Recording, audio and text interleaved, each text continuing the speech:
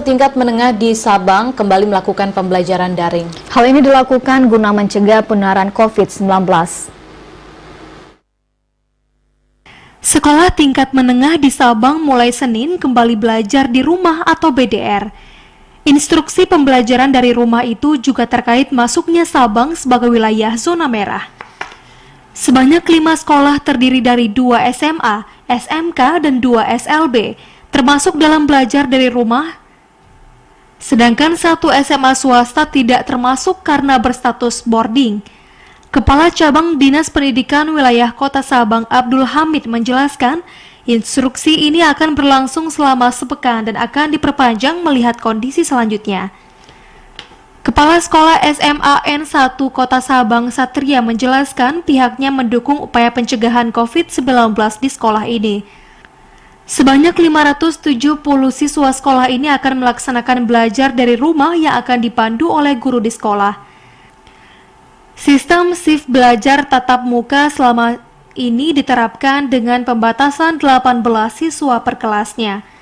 Dari Sabang, Mahfud, kontributor TVRI Aceh melaporkan. Saudara, semakin bertambahnya kasus COVID-19 di Sabang, pembelajaran tatap muka di sejumlah sekolah diberhentikan sementara. Bagaimana kondisi terkini di Sabang dan informasi terkait ditutupnya sejumlah sekolah di Sabang? Untuk membahas hal ini kita telah terhubung bersama Bapak Abdul Hamid selaku Kepala Cabang Dinas Pendidikan Wilayah Kota Sabang. Baik, Assalamualaikum Bapak Abdul. Waalaikumsalam warahmatullahi wabarakatuh. Terima kasih telah terhubung bersama kita di studio TVRI Aceh. Bapak Abdul, bagaimana dengan kondisi terkini penyebaran COVID-19 di Kota Sabang? Terima kasih kepada TVRI Aceh. Yang pertama, dengan kita mendapatkan surat bahwa kondisi Sabang pada saat ini sudah menunjukkan status merah, maka hari Kamis kita dipanggil oleh Pak Sekda, Pak Asisten, kita duduk bersama Dinas Pendidikan dan Kemenang untuk membicarakan bagaimana proses pembelajaran di sekolah.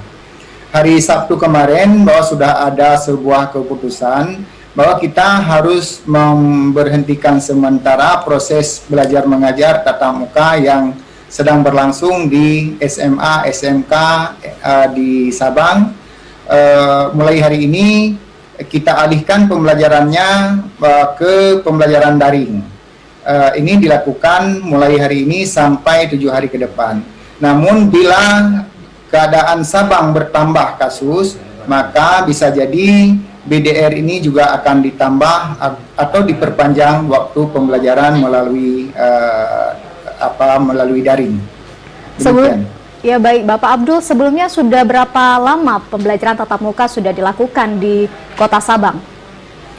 Sejak semester pertama ini kita sudah mulai tatap muka. Namun di awal bulan 8 kemarin kita juga sudah pernah menutup sekolah selama 14 hari ketika kasus pandemi ini sudah mewabah di Sabang. Setelah 14 hari yang lalu kita sudah membuka kembali sekolah. Artinya anak-anak sudah kembali ke sekolah seperti biasa dengan mengikuti protokol kesehatan. Sebagian anak yang tatap muka dan besoknya akan ada anak yang lain yang datang ke sekolah. Namun dalam minggu ini kasusnya sudah bertambah dan statusnya sudah merah, maka kami mengikuti instruksi 4 menteri dan sekolah itu diberhentikan untuk pembelajaran tatap muka. Baik Bapak Abdul, terkait dengan pembelajaran daring, apakah saat ini ada hambatan di sejumlah sekolah di Kota Sabang? Baik, kami melihat seperti ini pengalaman yang lalu setelah kita melaksanakan BDR 14 hari yang lalu, ada beberapa hal yang menjadi kendala dalam pelaksanaan BDR ini. Yang pertama, tidak semua anak-anak kita memiliki HP. Saya bisa memberi contoh, misalnya dalam satu keluarga itu ada 4 anak. HP yang dimiliki oleh kedua orang tuanya, berarti ada 2 HP. HP ini yang akan digunakan oleh 4 orang anak dalam satu keluarga. Ini menjadi kendala. Yang kedua, tidak setiap saat anak-anak ini atau orang tua ini memiliki paket yang cukup pada saat pelaksanaan pembelajaran BDR. Itu kendala. Yang kedua juga ada kendala-kendala yang lain. di sekolah juga ada beberapa catatan yang mungkin menjadi catatan bagi kami, bagi pengawas, bagi kepala sekolah. Kita harus memahami juga masih ada teman-teman guru yang masih belum begitu memahami bagaimana pembelajaran BDR itu yang efektif. Kebanyakan teman-teman kita, maka kita mengajak jangan terlalu hobi memberi tugas kepada siswa, memberi pertanyaan-pertanyaan kepada siswa yang harus dijawab. Tapi pembelajaran atau materi pembelajarannya yang harus diberikan kepada siswa.